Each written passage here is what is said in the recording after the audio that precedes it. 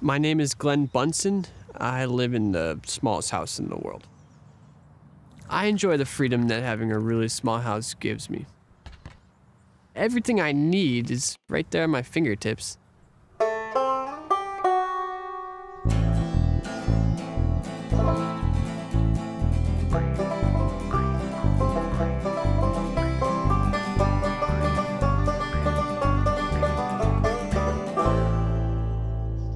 A lot of people have been talking a lot about so-called tiny houses.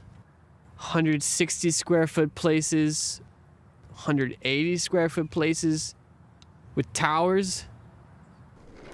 My house fits in a van, a regular sized van. I'm not about space. I'm about time. I have lots of time now because my house is always with me. My commute to work is literally seconds. No bridge and tunnel for me. Wherever I need to be, I'm already there.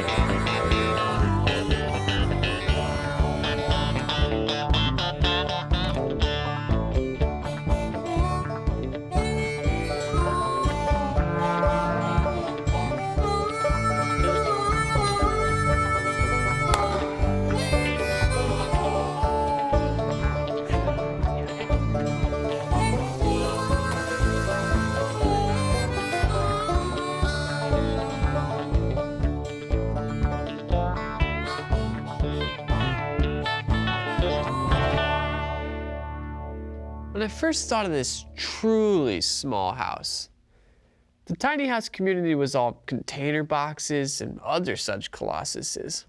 So they asked me, how could I possibly live in a 25 square foot house with a 3-foot ceiling? I don't know about them, but for me, I like to totally relax when I'm home. I don't want to be all standing up and walking around. And if I want to stand up, Yahtzee. Well, I think it is weird. It's just pathetic. Don't get me wrong. I mean, I'm really happy for Glen.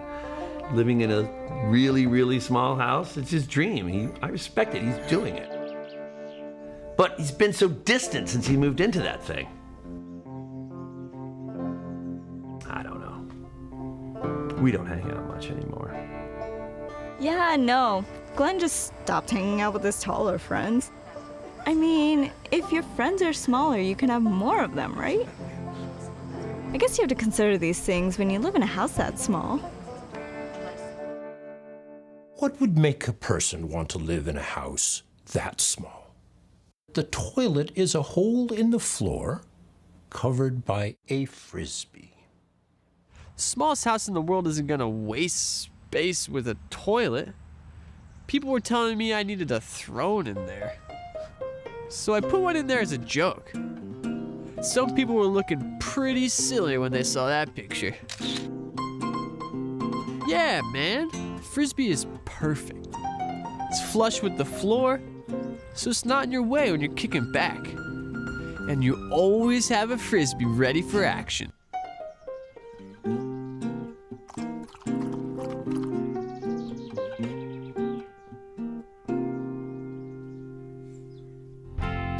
This project has been a learning experience for me. Like, I wanted my house to be green. But when I tried to shoot a video of it, it like disappeared. It's a video thing or something. So I painted it a different color green. And it turns out a greenhouse is something else anyway, which I totally knew. So my house has a small wind turbine which I stick on the roof. It's gonna be so awesome when I figure out how to get electricity from that thing. My sink has a gray water system that I use to water my flower box where I grow arugula. Also, I found out that one of the big criteria for being green is proximity to public transportation. Today, my house is super green. There's a giant pile of steel and concrete over there that people live in. They call it a green building because it's close to the subway. You could literally fit 1 million of my houses in that thing.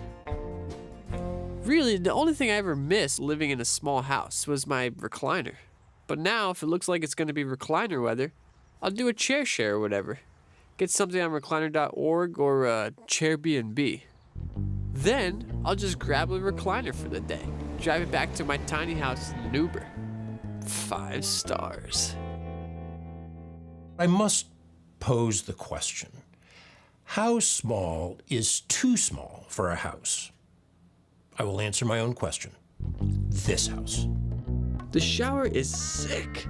I use such a small amount of water that shoots out at extremely high pressure. My shower will clean you in ways you never imagined. And when I'm done with my shower, I'm already where I'm going. No. No. You can't just roll your house anywhere you like and then live there. You can't. Living in the world's smallest house, it's not for everyone. Some people want a big house and lots of stuff to put in it. Even people who think they like tiny houses, they're actually talking about medium-sized houses. Hey, whatever. I believe everybody has the right to pursue happiness. What makes me happy? Music. Hanging out with friends. Having a place. All the rest is stuff.